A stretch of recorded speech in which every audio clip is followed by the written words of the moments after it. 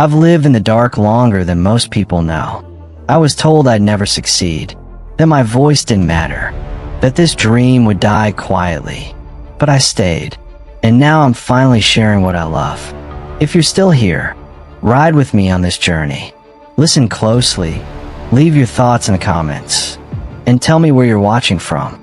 I shout out the people who stand with me. This channel is my heart, and this is just the beginning. They found a first body at dawn, not mutilated, not torn apart, just empty, as if something vital had been drawn out through the skin, leaving only a hollow shell behind. The merchants whispered about it in the marketplace. The guard dismissed it as illness. But those who knew the old stories, those who remembered the names that should never be spoken aloud, they understood. The reckoning had begun. By the second week, 3 more had fallen, all from the same family, all bearing the same mark. A silver crescent burned into their ancestral crest. The physicians could find no poison. The priests could detect no curse. Yet one by one, they fell. And in the shadows between the falling bodies and the rising panic, there walked a figure no one seemed to notice. A man who moved through crowds like smoke through fingers. A man whose eyes held the weight of something older than grief, older than rage. You see, there are some debts that transcend mortal law, some wounds that cannot be healed by time or distance, and some men who, when stripped of everything they love, discover they have nothing left to lose, nothing except purpose. This is not a story about justice.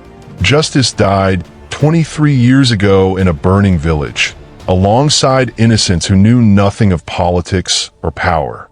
This is a story about what comes after justice fails, what rises when mercy dies. This is a story about blood, and the terrible patience of a man who learned to outlive his enemies simply by refusing to forget. Long before cities rose from the river valleys, before kings claimed dominion over mountains and shores, there existed a people known only as the undying line. Not because they could not die, but because their memory never faded. Their history never dimmed. They were watchers, keepers of the old ways. They lived in a village called Ashenmere, tucked between 2 ancient forests where the mist never fully lifted. 4 generations, they had served as the conscience of the realm. When lords grew cruel, when merchants grew greedy, when power forgot the faces of those it crushed beneath its weight, the undying line remembered. They kept records, chronicles written in silver ink on pages that would not burn. Names, dates, crimes committed in darkness, thinking no witness remained. But there were always witnesses. The line did not seek revenge. They did not raise armies or forge weapons. Their power lay in memory itself, in the truth that could not be erased no matter how much gold changed hands or how many soldiers marched. They believed that history was the greatest judge. That time would expose all corruption. They believed the truth would set them free. They were wrong. 23 years ago, a merchant prince named Morin discovered his name in their chronicles. Not for petty theft or broken contracts, but for something darker. Crimes against children in the eastern provinces. Massacres disguised as accidents. Entire villages burned to claim their land. Their deaths attributed to raiders who never existed. All of it is documented. All of it was witnessed. All of it remembered. Aldrich understood what the undying line did not. That truth without power is merely words waiting to be silenced. So he gathered his allies, other merchant lords, corrupt magistrates, nobles whose wealth was built on foundations of ash and bone. Together, they made their decision with the cold efficiency of men who had made similar decisions many times before. The undying line would be ended. They came in the dead of winter, when the snow lay thick enough to muffle screams. Professional soldiers, not the crude bandits one might hire for simple murder. These men moved with precision, sealing exits before the first door was broken down. The villagers of Ashenmere were scholars, not warriors. They had no weapons beyond kitchen knives. No defenses beyond wooden doors. They died in their homes, in their beds, clutching their children. But before they burned the village, before they reduced every building to ash and scattered the stones, so no pilgrim could ever rebuild a shrine, they made one critical mistake. They counted the bodies, and they counted wrong. There had been a boy, 14 winters old, named Kale, the son of the line's chief chronicler. He had been sent into the forest that evening to gather winterberries for his mother's medicine. A simple errand, the kind performed 1,000 times without consequence. When he returned, basket in hand and frost clinging to his cloak, he found smoke rising from where his home should have been. He found his mother's body in what remained of their doorway. His father's in the scriptorium, hands still clutching the chronicles he had died trying to save. His sister, only 7 years old, beneath a collapsed beam. And there, in the center of the village square, he found the soldiers planting evidence. Bandit weapons, stolen goods from neighboring villages. A carefully constructed lie for the magistrates who would arrive the next day. Kale did not cry out, did not attack, did not surrender to the rage that would have gotten him killed alongside his family. Instead, he hid, and he watched, and he carved every face into his memory with the precision his father had taught him when recording names in the chronicles. He became what his bloodline had always been, a witness. But this time, memory would not be enough. For 3 days, Kale remained in the forest. No food, no fire, no shelter beyond a hollow beneath the roots of an ancient oak. He survived on snow and the berries he had gathered, rationing them like a soldier preparing for siege. The cold gnawed at his fingers and toes. Frost claimed 2 of them before the thaw came. He did not care. Pain was merely information now. The cold was a fact to be endured. Hunger, thirst, exhaustion, these were simply obstacles between him and his purpose. When the magistrates arrived with their investigators, Kale watched from the treeline. He saw them examine the planted evidence, heard them conclude exactly what they were meant to conclude. Bandit raid, tragic but not uncommon. No witnesses, case closed. He watched Aldrich Morin himself arrive on the 3rd day, wearing the face of a concerned merchant, Lord mourning the loss of innocent villagers. Saw him walk through the ruins, shaking his head with practiced sorrow. Kale memorized that face most of all. The boy who emerged from a forest was not the same one who had entered it. Something fundamental had shifted, like a bone setting wrong after a break. He looked human enough, walked and talked and breathed like any other survivor of tragedy. But inside, where his heart should have been, there was only arithmetic now. Names, faces, debts. He traveled south, away from the ruins of Ashenmere.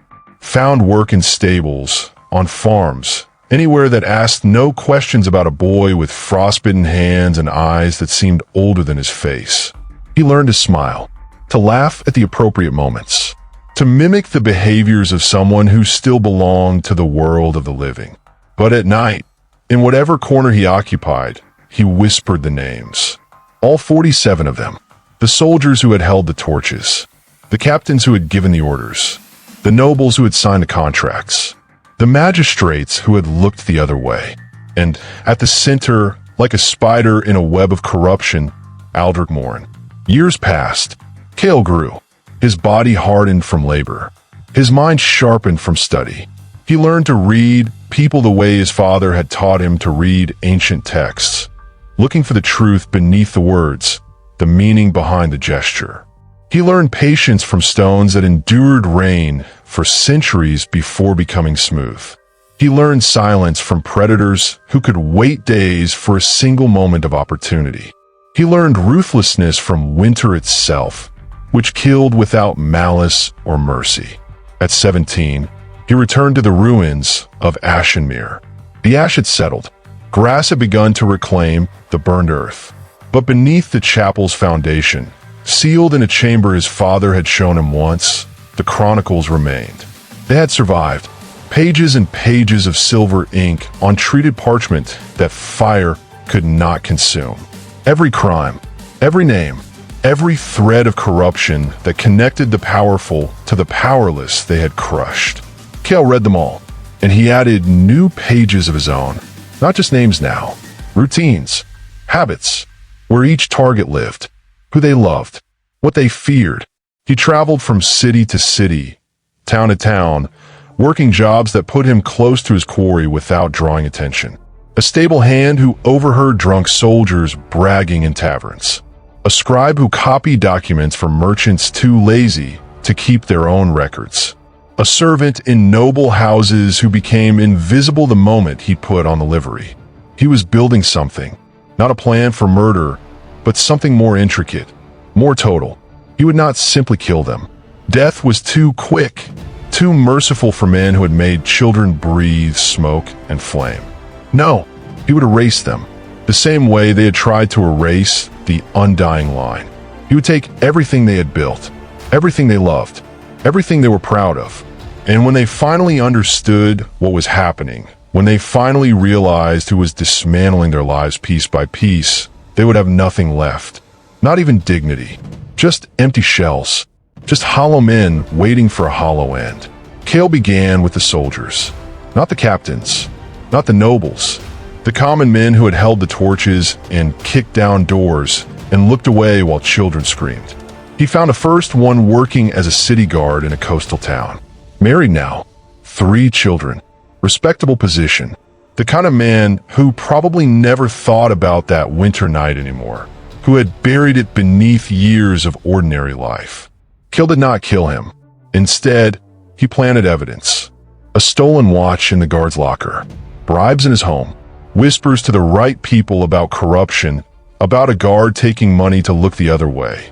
Within a month, the man lost his position, his reputation. His wife left, taking the children. He descended into drink, into debt, into despair. And one night, when he was at his lowest, Cale visited him. Not as an executioner, as a confessor. "Do you remember Ashenmere?" Cale asked softly. The man's face went pale. After a long silence, he nodded. "Good," Cale said. "I wanted you to remember before the end." The guard died 3 days later. The physicians called it heart failure brought on by excessive drinking. But Cale knew better. The man had died from the weight of what he remembered, from the understanding that his ruin had not been random, that someone had been watching, waiting, remembering. One down, 46 to go. The pattern repeated. Different methods, different ruins, but always the same core principle. Make them remember first, make them understand what they had done, and only then let them face the consequence.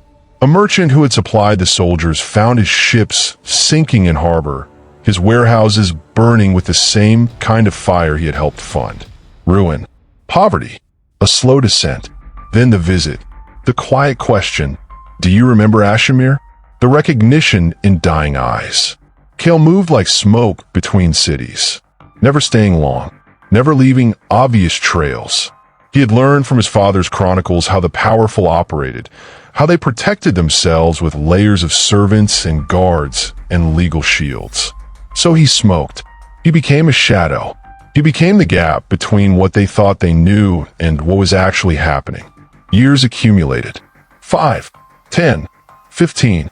His list grew shorter. The deaths grew more mysterious. Whispers began to spread in the underground networks where criminals and nobles intersected. Whispers of phantom, a curse, something that hunted men connected to old sins. But no one knew what to look for. No one could describe the hunter, because Cale had learned his greatest lesson from the undying line itself. The most dangerous witness is the one no one knows exists. By the 20th year, only the nobles remained. The captains, the magistrates, the architects of the massacre. And at the center, untouched, growing old in his fortress of wealth and power, Aldrich Morin. Cale saved him for last, not out of fear, not out of mercy, but because he understood that Aldrich's greatest strength was also his greatest vulnerability. The merchant prince had built an empire on the bones of the innocent. His sons had inherited his businesses. His daughters had married into powerful families. Everything he loved was rooted in the fortune he had made from blood and ash. So Cale began to dismantle it. A shipment lost here. A contract was broken there. Rumors planted among rivals. Evidence of old crimes surfacing in magistrates' offices. Not enough to convict, but enough to create doubt. To make allies question. To make partners withdraw. Piece by piece, the empire began to fracture. And Aldrich Morin, old now and gray, began to notice a pattern in the chaos consuming his life. Dates that matched the anniversary of Ashenmere's burning. Losses that echoed crimes he had committed decades ago. Symbols that only someone who had read the chronicles would know. For the first time in his life, Aldrich Morin felt fear. Not of death, of memory. Aldrich Morin spent a fortune on guards, on investigators, on anyone who might identify the phantom dismantling his legacy. None of them found anything, because Cale was not hiding. He was simply waiting, watching from positions so ordinary, so expected, that no one thought to look twice. A clerk in the magistrate's office, a porter in the merchant hall, a face in the crowd that existed and then didn't. When Aldrich's eldest son died, heart failure, the physician said, though he was only 40 and healthy, the old merchant began to understand. This was not random. This was surgical. When his daughter's husband was arrested for crimes that seemed to appear from nowhere, evidence manifesting like ghosts from the past, Aldrich saw the pattern clearly. Someone was erasing his bloodline, the same way he had erased another. He tried to run, gathered what remained of his fortune, and prepared to flee across the sea. To start again somewhere his name carried no weight and his sins had not yet followed. But the night before his ship was to sail, Cale walked into his manor. Not as an assassin, not with weapons or poison or the tools of violent death. Simply as a man who had waited 23 years for a conversation. The guards did not stop him.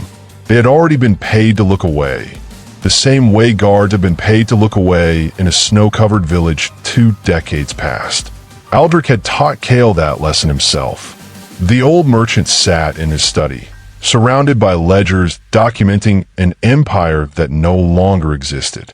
When he saw Cale enter, when their eyes met, he knew. "You," Aldrich whispered. "The boy, from the forest." "You counted wrong," Cale replied softly. "My father always taught me. Verify your numbers.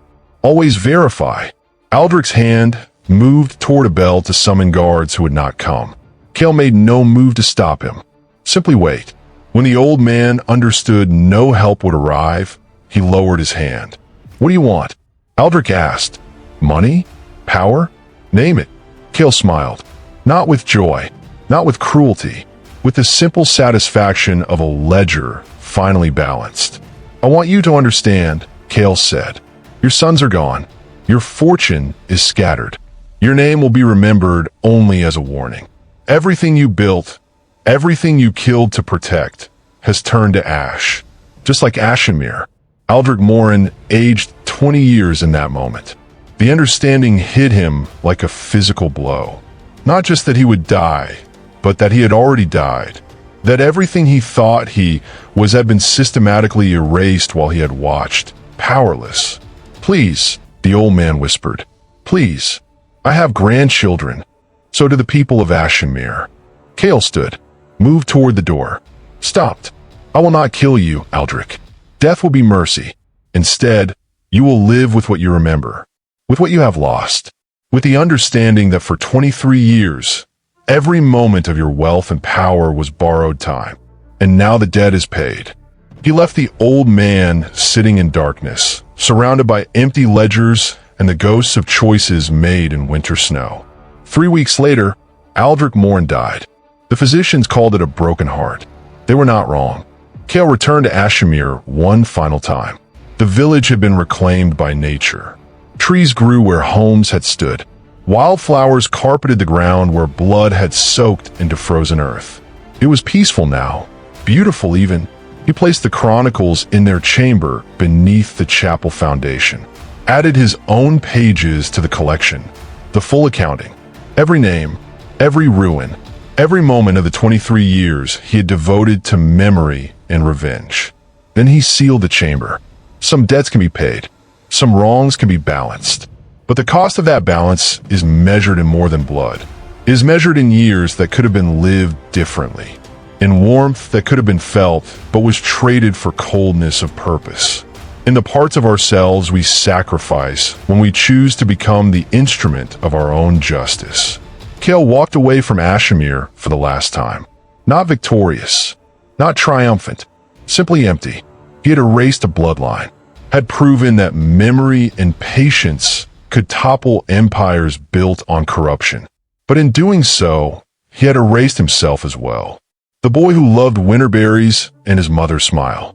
The young man who might have been a scholar or a father or a keeper of peaceful histories. All of that had burned in the same fire that took his family. He had simply taken 23 years to notice. This is what revenge costs.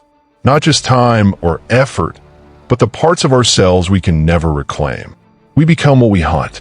We hollow ourselves to make room for purpose that consumes everything else. And when that purpose is finally fulfilled, when the last name is crossed from the list and the last debt is paid, we discover the terrible truth. There is nothing left, just echoes of who we might have been. And a question that haunts all hollow men. Was it worth it?